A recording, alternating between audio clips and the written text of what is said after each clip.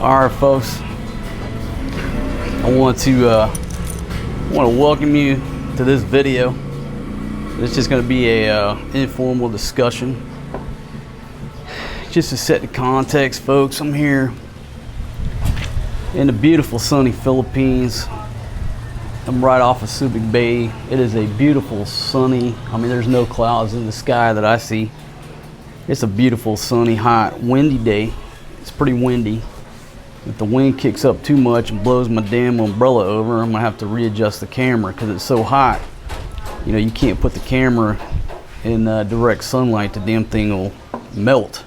So I got my camera underneath the umbrella and I'm just sitting here soaking up some rays in my Speedo. And oh my goodness, who have I got coming in here making a cameo appearance? Baby, just come back here. Folks, beautiful wife number one just brought me a cold Heineken. I'm double barreling it right now. Let me finish this. But baby, come up here and just say hello to everyone. And folks, she's still in her sleeping shirt, but she's so beautiful. My goodness. I love this girl. Thank you very much, baby. Hold on, here, you take this bottle back. Go, go, go, go, go. So, I'm just sitting here listening to some Kid Rock. There's a lot of background noise. There's wind noise. I've got dudes over here building the second deck on this building. So if the audio is not perfect, deal with it. What I'm going to talk about today, folks, is, you know, I live here in the Philippines most of the time. Now, I've lived in Southeast Asia for, you know, going on 10 years. Let me pause it and turn that music down. Yeah, so folks, you know, I've been around these parts for a while. And if you're one of my older viewers, then you know these subjects much better than I do. But you know, when you're thinking about moving to a new place, a new country, you know, trying to date a girl in a culture that you know nothing about. There's kind of two ways to do it. You either jump in and you learn everything by trial and error, or what the hell is that? Oh, that's the audio. Or you try to do some research and talk to people who have gone before you. It's like, why do you want to take the beach when so many other people have already taken the beach and you can just listen and learn? So I like to talk about these subjects. I know some of you watching my channel, you're thinking about retiring here or, you know, in a different country, what have you. So you're looking at the Philippines, you're taking a look at it. And no matter what country you're in, my friends, life is not always rosy. Somebody made a comment a few days ago. They said something about life is not always a parade. You know, sometimes it rains or something like that, right? So it may appear, and trust me, I'm here living the dream. But folks, I live the dream wherever I go. No matter where I'm at, I'm gonna figure out how to live the dream. Because I'm into simplicity. You know, I love to sit out in the sun, barbecue, cook, drink beer, listen to music. It's pretty simple. I'm not trying to buy a super yacht and go out and, you know, sail around the world in $1 million yacht. That's not my idea of paradise. I like simplicity. So what I'm going to talk about today is just a conversation I had with a gentleman in a bar. And when I walked in, I could kind of tell. I looked at the guy. You could tell he's sitting there scrolling his phone. There was no girl sitting around him. He was just by himself. And this was a bar with bar girls. So, you know, you walk in, you got all these bar girls. He's sitting there at the bar scrolling his phone. This damn fly won't leave me alone. And you could tell by the look on his face that shit wasn't going well in his world. So I sat down at the bar. You know, it's a small bar, so I just happened to be sitting next to him because there was a girl sitting to the left that I was there talking to. And just spontaneously, this gentleman started telling me his story. You know, and I don't even remember the guy's name. I'll change the locations. but it's the story and the dynamics of the story, which maybe you learn something from, maybe you don't. But I'm going to use his story to illustrate a couple of points. All right, so this is the story he tells me. He says, man, I've been married to a Filipina for 14 years. A lot of that time, we didn't even live in the Philippines. We lived in the Middle East where I was working. And then a couple years ago, the marriage started to get on the rocks. And he said, she came back to the Philippines for a while, spent more time in the Philippines than she normally does. Well, hell, that should have been clue number one. But you've been married to a girl for 12 years. This is your wife. You share everything together, right? So he said, she would spend more time there before she came back to the Middle East. And then there was a time where she had to renew her visa there, or it was going to get messed up. Now, we all know about timing with visas, right? If you're just renewing and you've got a flow and you've got the time hacks down, you don't want to fuck that up. And anybody who lives in another country, we know how important that is to be there at the precise time, date, whatever, to renew your visa. Because a lot of times it's a hell of a lot easier to renew something than it is to fucking start over. There's a new set of rules and guidelines, what have you. So he said he really knew something was wrong when she was supposed to get on a plane to come back and straighten out her visa, and she didn't get on the plane, and therefore screwed up all the visa paperwork that they had in line. And that's a red flag, because she's lived in the Middle East for many years. She knows the importance of renewing that visa on time. And so at that point, I would have definitely known, hey, something ain't right, because she just blew off the damn visa. Now she can't go back over there without, getting the paperwork paid for again. So anyhow, this gentleman said, over the past 2 years, he's tried to work it out. He's tried to spend more time in the Philippines. He said they built a house here that was about $200,000 US.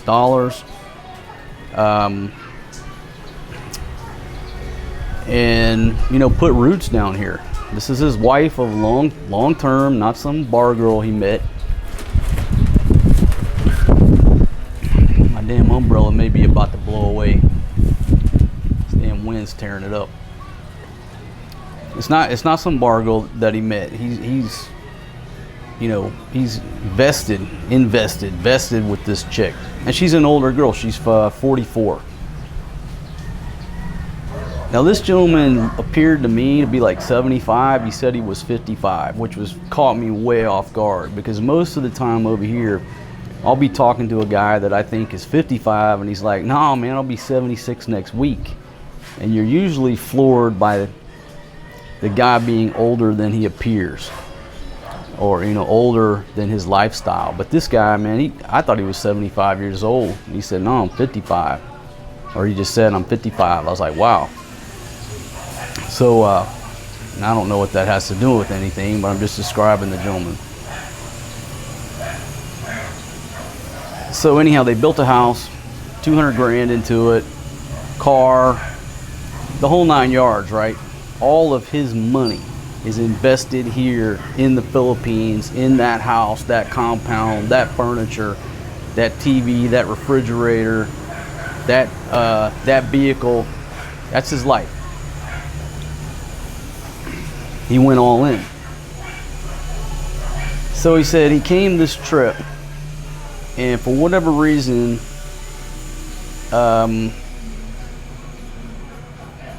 he sleeps in a different room. I don't know. We get older, whatever. People do that. Their wife will sleep in this room. I mean, not me. If a bitch is laid up with me, she's butt naked in the bed next to me. That's the way I sleep. I'm not sleeping on the couch or some chick sleeping. No, why would you? But that's the way his arrangement was. His wife slept in the master bedroom. He was sleeping in the other room. And he said about a week ago, he got up. It was like 10:30 at night. He got up to go get something to drink. and their driver, the driver, came out of the master bedroom at 10:30 at night. And so then everything just fucking came together. It's quite apparent that the wife has been fucking the driver for 2 years. Now over here in the Philippines, okay, you can hire, you know, housekeepers, nannies, yayas, drivers at a very reasonable rate. So if you're looking to have, you know, some type of service staff, you want to get a bigger house, you need a maid, you need a yard man, a maintenance guy, and a driver, well, you got to move to the Philippines because you can afford that type of help over here. If you move to Thailand, you cannot afford that type of help in most places because the Thai folks aren't going to work for, you know, no less than, say, I don't know, 10,000, 12,000 baht a month. I mean, you're coming up on $400. And over here, you know, jobs are a little bit more scarce, and people will work, you know, for a cheaper amount. So just a side note, if you're thinking you're teetering on, say, Thailand versus the Philippines, but you're that type of guy that wants a driver, wants a housekeeper, wants a yard guy, you better move to the Philippines because the labor is more affordable. People are looking for jobs, and in Thailand, not so much, unless you end up hiring a Cambodian girl or Cambodian guy, and then they're most, you know, a lot of times they're illegal, and then, you know, you don't want to do that. So, all right, so let me get back on track. So the driver comes out of his bedroom, it's in his face. Now the 2-year mystery is solved. The driver who they hired to drive the car everywhere is now coming out of the man's bedroom. It's obvious his wife has fallen in love with the local Filipino guy who is the driver. So from there, things take a turn for the worse for this gentleman. He said she cleaned out most of his accounts, you know, before he could even react, and took most of the money. And then number two, because what's the motivation at this point? And this is what you better learn. Wife has, you know, as a foreigner, you're not owning land over here. Your wife is going to own the fucking land, and you're going to build this empire on your wife's family's land. Or even if you do try to set it up in a company name and somehow your name is tied in there, if she wants you out, you're going to be out. You're not going to beat this woman in court. So lesson number one is that anything you bring here to the Philippines or to Southeast Asia or a number of other countries as a foreign guy, whatever you buy, build, invest in, if you are married like that, your wife will put you out, and you have no choice but to get the fuck out. You are not going to fight this girl and get half. I mean, yes, maybe 1 in a million have prevailed, but predominantly, once your Filipina or Thai or Cambodian wife, once she and her family grows tired of your presence, you will be banished from everything that you have invested in. And you need to get that through your thick skull, because this guy went all in. So now that the wife is caught banging her boyfriend, because she obviously wants to be with the boyfriend, she doesn't want to be with the husband, what's her next objective? Her objective is to get this guy out of the picture. She's got to pay for a house. She's got to pay for a car. She just took all the fucking money. This guy is no longer any value to her. It's time for him to go, so the boyfriend can continue living there. Get the foreign guy out of here. How do you do that? Well, according to this gentleman's story, what she did, they had a handgun in the house that was registered, you know, legal. The wife they had bought a handgun years ago. It's registered to the wife. It's a legal firearm. You know, you're allowed to own firearms here in the Philippines. And so he says, you know, there's a handgun in the house. All right, big deal. But the next night, he's sitting there watching TV, you know, trying to figure out what his move's going to be. And 2 police officers with M16A1s arrive at the door and knock on the door. They basically say, sir, you got to go down to the police department with us because your wife said you threatened her with a handgun. That's all it takes. That's all it takes. The man's sitting there watching fucking TV. Chick snuck out, went down to the police, told this fucking fairy tale of his story. And you got to look at it from the police standpoint. They have to investigate it. They got to go get the guy, bring him in, see what he has to say. So you can't blame them for that. But the cultural aspect, what you need to learn is that locals are usually going to side with locals. Okay? There's politics involved. There's family intertwined. It is not prudent for locals to go against locals. They're going against their countrymen. They're going against their family. They're going against their cousin, right? They're not going to do that. It's easy for them to go against the foreign guy. They have no allegiance to you. And this is not just the Philippines, folks. This is anywhere in the world. I mean, you could even apply this in America. You know, you take a guy from Boston with a Boston accent and have him come down to backwoods Alabama and go against his soon-to-be ex-wife who's related to the judge. That guy's not going to win. You know, there is nothing fair in the world. Everything is fucking biased and swayed, especially when it comes to family or you being a local or you being related to people in the system. So what's this poor guy going to do, right? He gets dragged down to the police department where he said he was interviewed / interrogated by a female police officer. And she said, you know, your wife said that you took the gun and pointed it at her, threatened her. And he said, nope, that didn't happen. She said, well, she said you did. And he said, well, why don't you take fingerprints on that gun? Because my fingerprints aren't on that gun. I don't touch that gun. You know, I haven't touched that gun in 10 years. He said, that's her gun. So take fingerprints, and if you get my fingerprints on that gun, then I'll listen to you. But 100%, I ain't fucking touched the goddamn gun, and my prints ain't on there. Now, folks, this is the Philippines. This ain't fucking CSI. Okay, even in America, depending on where you're at, they may fingerprint that fucking gun. They may not. It's just threats. His word against hers. They're not gonna fingerprint the fucking gun. Come on. But he basically gets a little bit of traction by just saying, hey, 100%, my fingerprints aren't on the gun. I didn't threaten this bitch. Because, folks, he is basically negotiating for his freedom. You know, pointing a gun at someone, this is an offense that you're gonna sit in jail for. This ain't no bullshit bickering. So behind the scenes, basically what he worked out with the police, and listen, I'm not blaming the police because I used to be a cop myself. And what do cops do? We solve fucking problems. We solve them in various ways. We try to negotiate with the two parties where they go their separate ways. If we have to put one party in jail, we solve it like that. If we have to put both of them in jail, cops are problem solvers. And unless the cop is a real true dickhead, we just want to solve it in the most easy manner where both parties are safe and they go their separate ways peacefully, and I don't have to do a lot of fucking paperwork. That's what we want to do, right?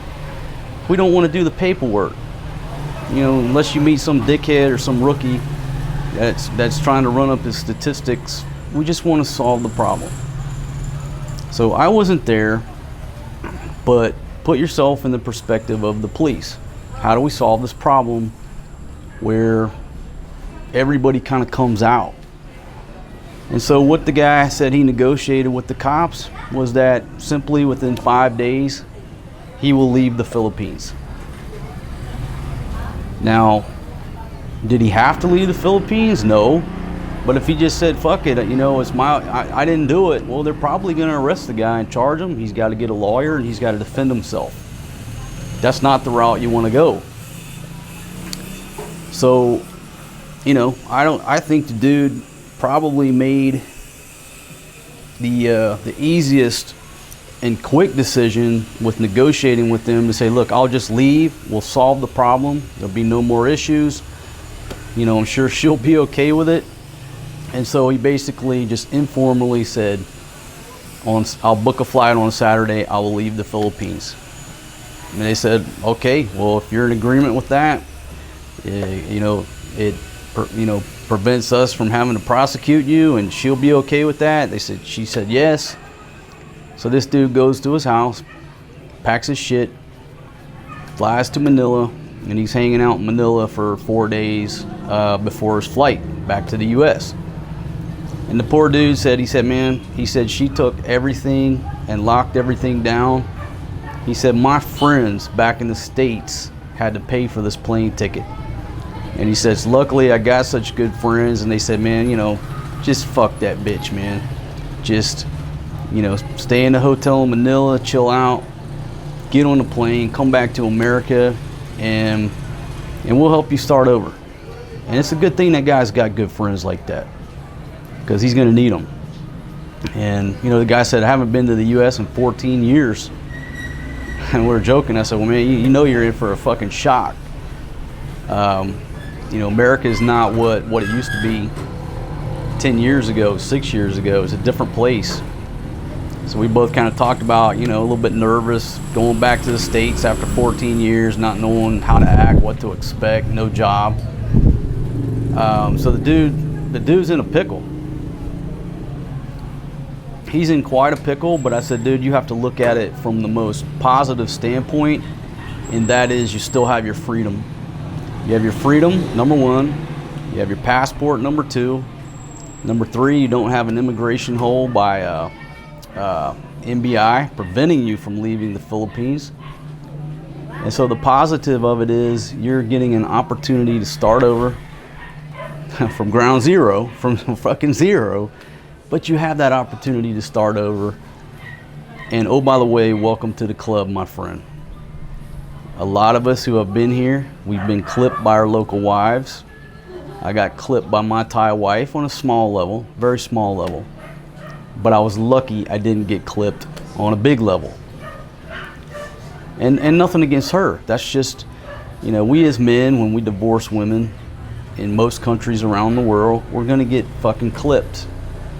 In the U.S., Pablo was forced, because he got a divorce in California like a dumbass, he was forced to pay his wife alimony for life, like $1,200, until the bitch died. That's crazy, right? So in America, you have to understand the chick is going to get your money after the divorce, continuing in the money. And she's going to get half of your shit, most of your shit. In Southeast Asia, the chick is going to get all of your shit right when she tells you to get out. Okay, that's the negative. Everything that you have and you've worked and you've built, she's getting everything.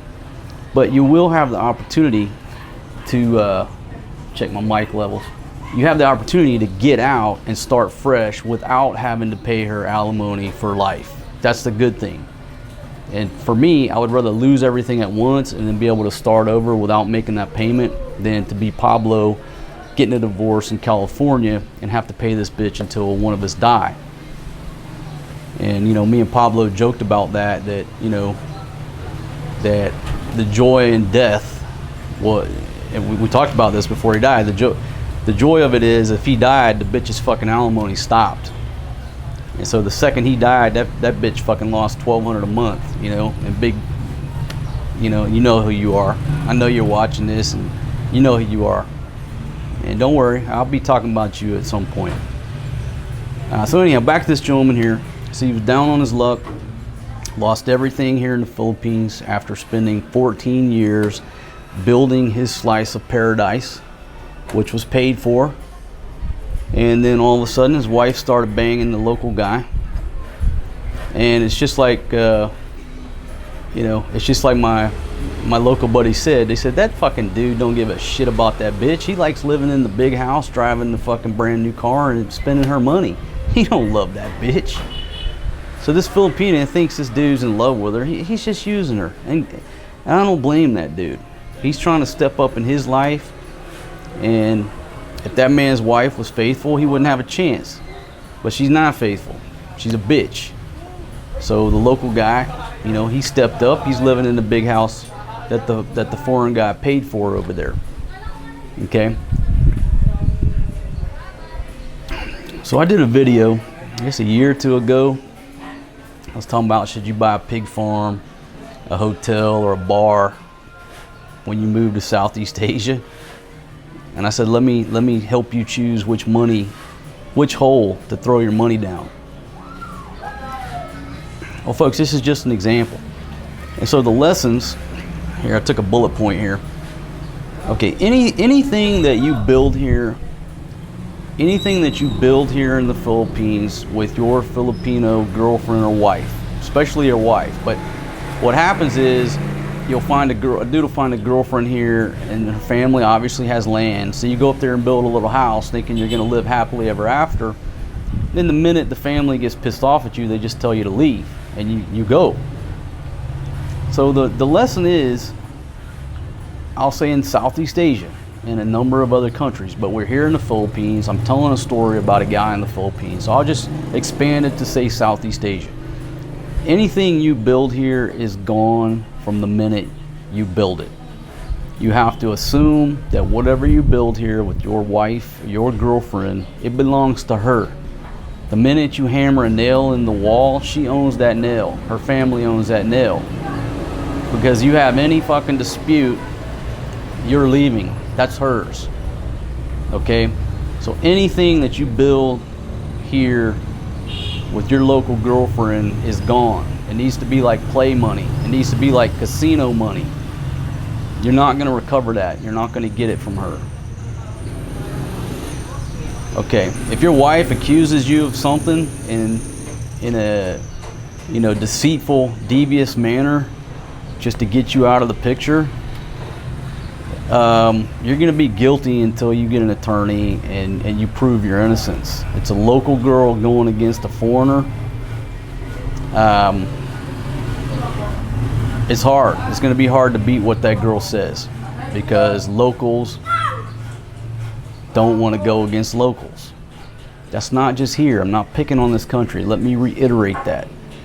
Anywhere in the world, locals aren't going to go against locals. You need to keep that in mind. You are not a local. You are a foreigner. Nobody has any allegiance to you. They like you most of the time because you bring money to the table. Okay? Maybe they do like you as a family member. But if you get sideways with their daughter, there is no allegiance to you, motherfucker. Okay? They will put you out. So it's very easy for the local wife to trump up enough shit on you to convince you to get out of the country. She will make you want to leave the country, just like this dude I met in the bar. Do you think he really wants to leave his slice of paradise that he's worked 14 years to build and pay off, so he can sit here in the Philippines, rent free, got a vehicle paid for, got money in the bank? Do you think he really wants to leave that and go back to the US where it's freezing cold and he's got to get a fucking job? That wasn't that man's intention. He wanted to sit here with his wife and his little slice of paradise and just relax. But she set the conditions to make him want to leave. He wants to get the fuck out of here before they fucking charge him with some bullshit, right?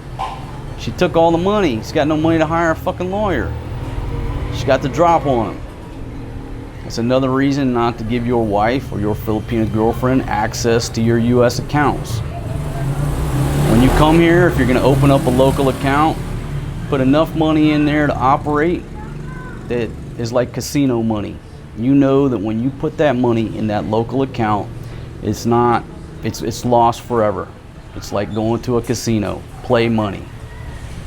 Okay? You keep your shit in a US bank account, and you do not give your local girlfriend or wife access to your US account. You keep the bulk of your funds there. Anything you transfer into a local country like the Philippines or Thailand, you need to consider that gone. And oh, by the way, in Thailand, as a note, when you transfer money in, say you're a rich guy and you transferred $500,000 in, you can't just transfer it back out. There's rules and regulations against you doing that. So my best advice and my best policy is any money that you transfer into a foreign bank account needs to be considered burned. It's casino money. All right, so there's a couple lessons. I think I just covered them. The other one is LDR, what they call it here, long distance relationships never work. They never fucking work. They never work. This guy allowed his wife to come back here and spend too much time back here away from him. That was mistake number one, because they were living together in the Middle East. They're man and wife. You let the wife come here and hang out for 6 months, what the fuck you think's gonna happen? Long distance relationships don't work. Here they call it LDR. You're in an LDR with somebody, you're not in a fucking relationship. You're in a fucking, you have a chat mate. And you know, you leave your wife for 6 months or a year, folks, life goes on. So if you're that dude that's coming over here once a year on your vacation and you think you have a family or a girlfriend, chances are, man, I hate to break it to you, but your wife or girlfriend has a local Pinoy boyfriend.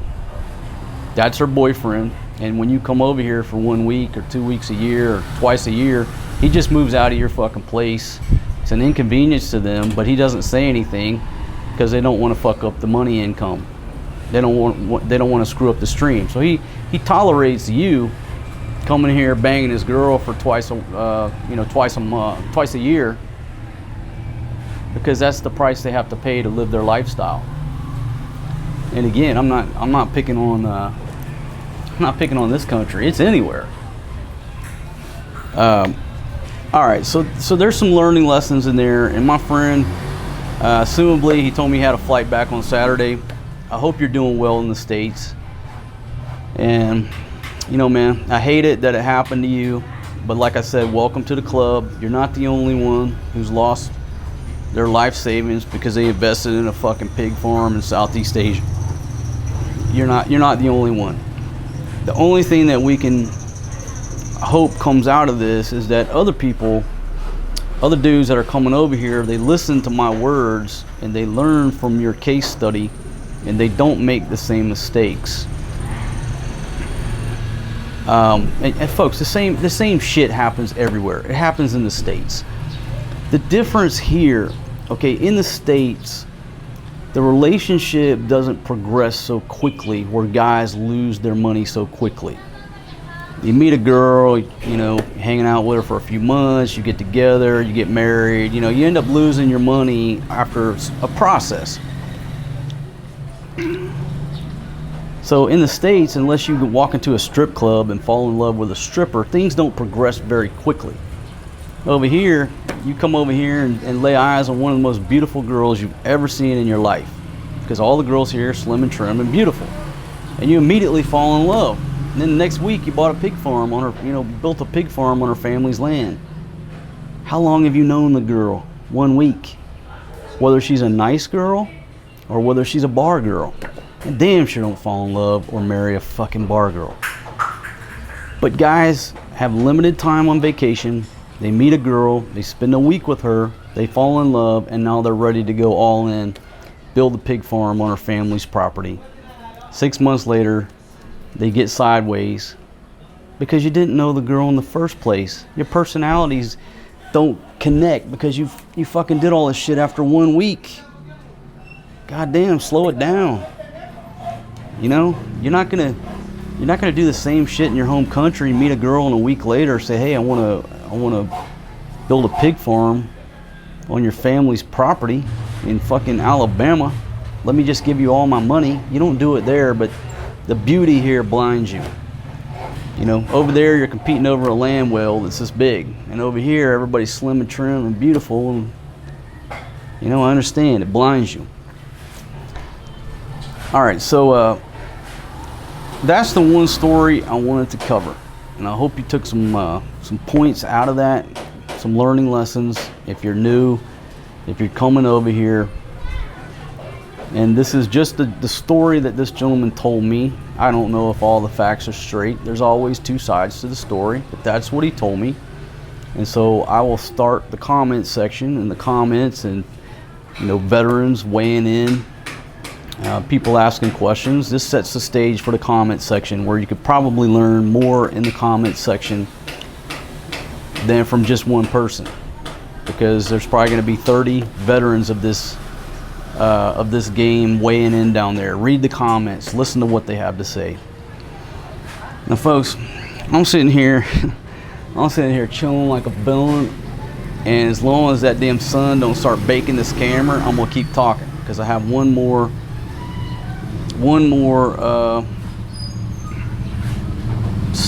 thing to talk about, and this just came from an email. But before I get to that, this is something I thought about, and this might be ingenious. I may start this business and make $1 billion.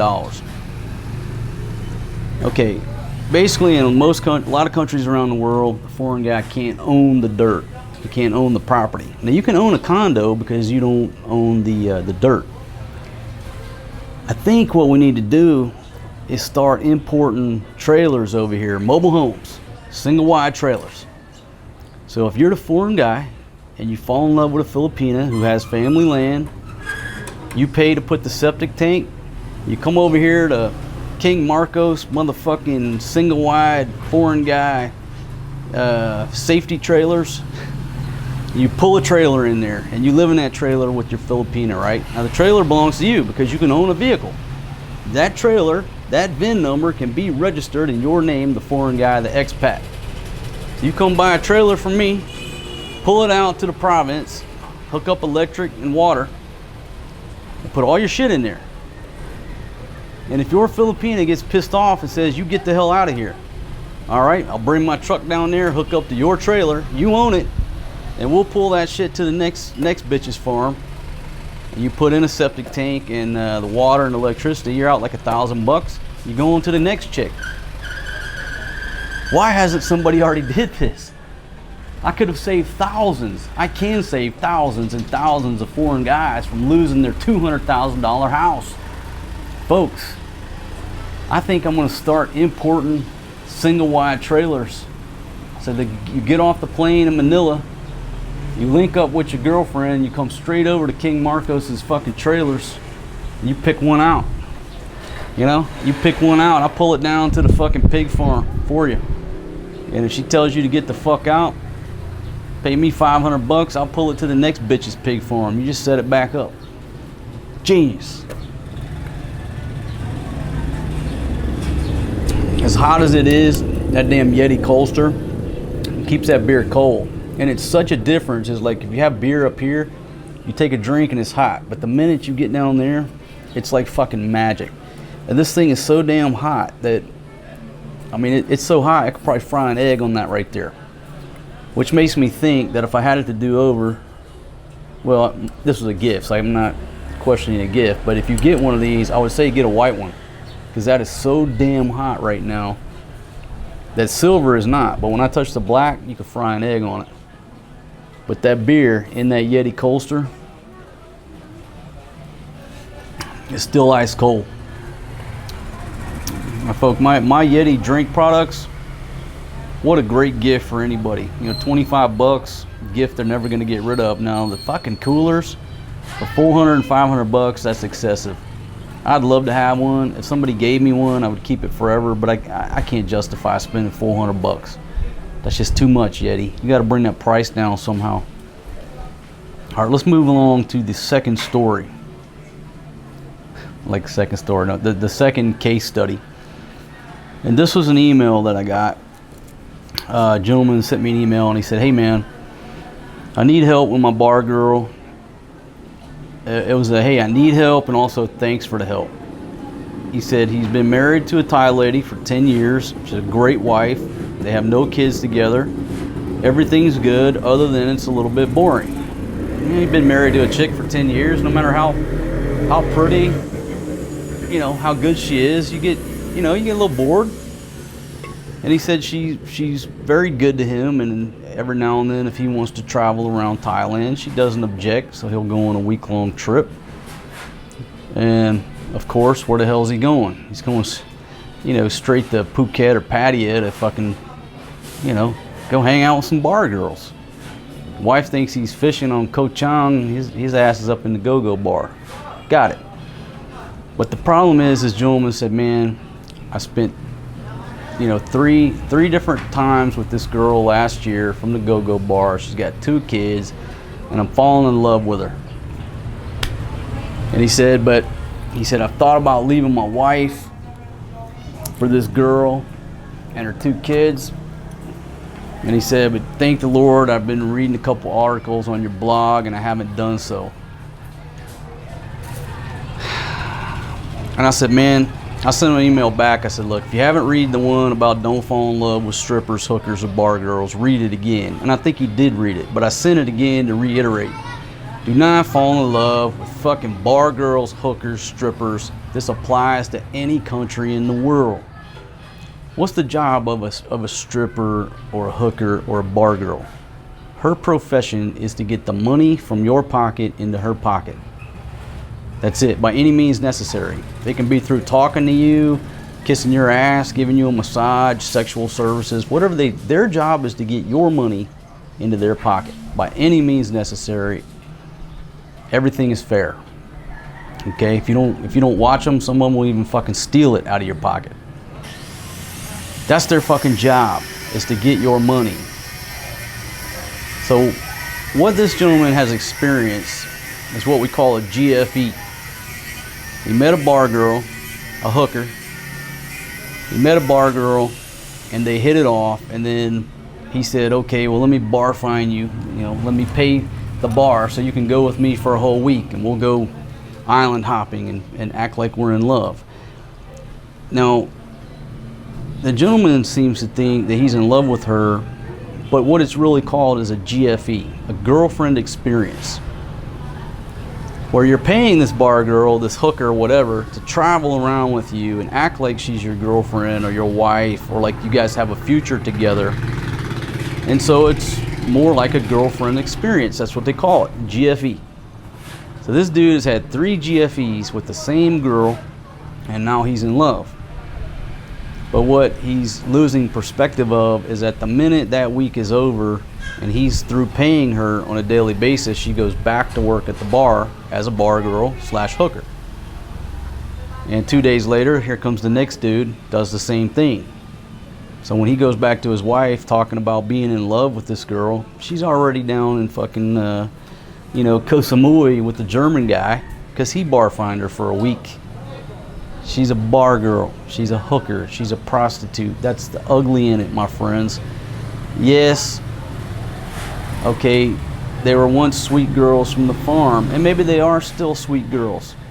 I'm not judging them on their chosen profession.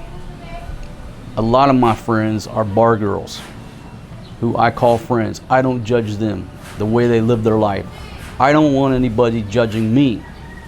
But in this video, I'm not representing them, okay? I'm representing you, the foreign guy, who comes over here falling in love with one of these girls without knowing their true objectives.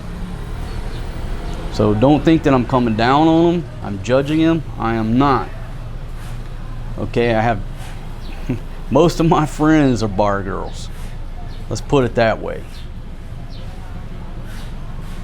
But I'm just not representing them in this forum. Their job is to get your money so they can support their family or they can support their lifestyle, whatever they want to do. That's their chosen profession, my friends. If you start falling in love with them, that's what they want, because it makes it easier for them to get your money.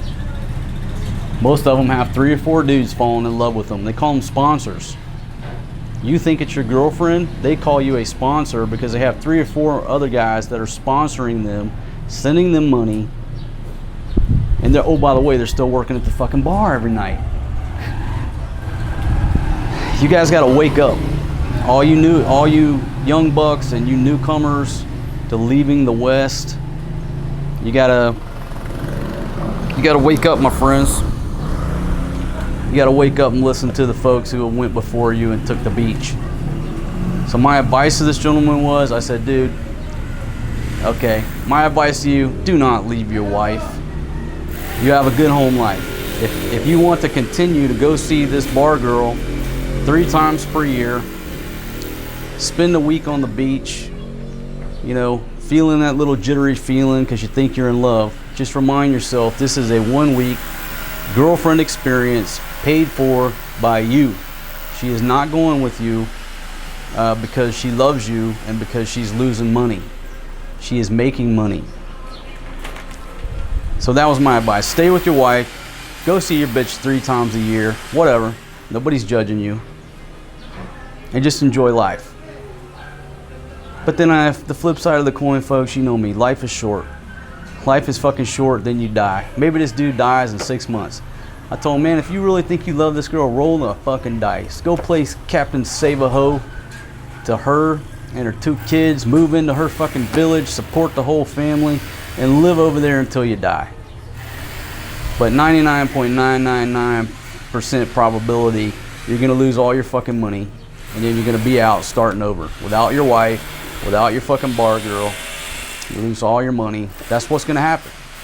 But life is short. Roll the fucking dice, man. It's your life. Go out on your terms. Don't go out on my terms or what the church says or the government says. Go out on your terms.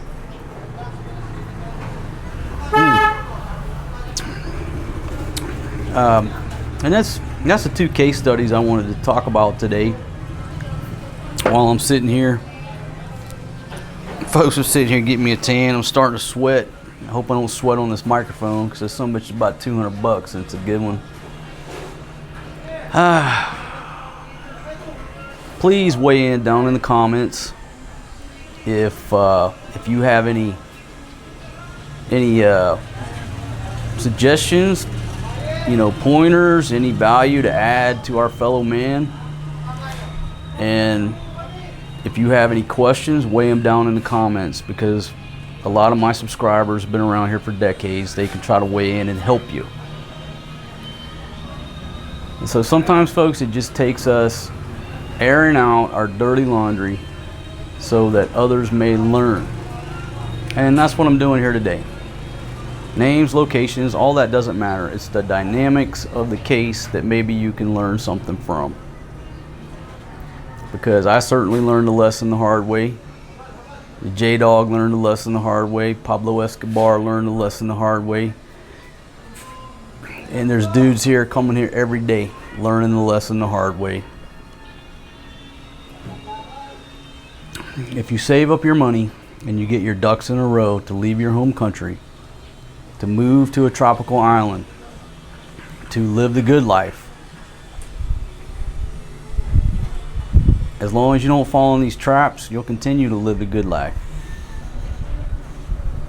But if you go all in on something you don't own, your good life can come to an abrupt end, like my buddy, who's back in America right now. I think he said Chicago. We were talking about it was cold. I can't remember. I think Chicago is where he went back to. So he's been 14 years between the Middle East and here in the heat. Now he's freezing his balls off. Probably don't even own a coat. I know he don't own a coat. Okay, folks. Well, thanks for joining me on this video, because I've got to actually bust out my my massage lounger right there, and I got to get some sun on my back because my front is good to go. My front is good to go. I got to get some sun on my back. Then we got to head up to Subic Town. Hit the post office up there, pick up some mail, maybe pick up some shrimp over at the market. Because what happened last night, I grilled out on the grill. I ran out of charcoal. The last 4 fish I had on there didn't cook all the way. It's a travesty. Lost 4 fucking tilapia, but we just give them to Faye's dog. His name's James. He eats all our leftovers from here. So that joker eats pretty good, I guess. Pretty sure he ate the 4 half-cooked tilapia. Pretty sure he'll eat it. Okay, folks. Bottom right-hand corner of your screen, about right in there, there's this little white things, Overstay Road sign. If you would, click that for me, and then a bell's going to come up. Click that bell. Subscribe to my channel. It helps us out with the algorithm, the more subscribers you have. And in this day and game, this day in the game of YouTube, you know, people perceive your channel with the number of subscribers you have. Really, they look at it and they look at the subscriber count and say, oh, this is a great channel, or no, it's not, based on how many subscribers, right? And historically, I really don't give a shit. I just make videos and I put them out there, and this is what I have to offer. That's it. But in the interest of growing the channel, I got to be interested in that, because, you know, this is an income stream for us, and I got 2 kids, and eventually I want them to take over the YouTube channel and keep running with it. You know, as long as YouTube's still around, by the time little Forrest G turns 12, 13, where he can take it over, probably be a few thousand videos on here generating money. Let him keep rolling with it. Why not? So I do have to be concerned with a business side. So they say nobody will subscribe unless you ask them 3 times. I mean, that's what the articles I read. I don't know if that's human nature, psychology, or if that's just what fucknuts on YouTube say. But I figured, I said, oh, fuck, let me try it. So again, one more time. There's that little sign right there. Click it, click the bell. Get on board my channel. Food, beer, visas, bad behavior. There's no real niche here. I talk about anything I want to, and you never know what you're gonna get. It's like a box of chocolates. So get on board, and I'd appreciate it. Algorithm, Google appreciates it. Fatima appreciates it. Forrest G and Maria appreciate it. And folks, it's time for me to get one more cold beer, turn over, and get some sun on my backside. Might even strip down butt naked, because I don't like tan lines, and my ass has gotten too white since the last time I laid out butt naked. All right. Thanks for joining me. I'll see you guys on the next one. Peace out, my friends.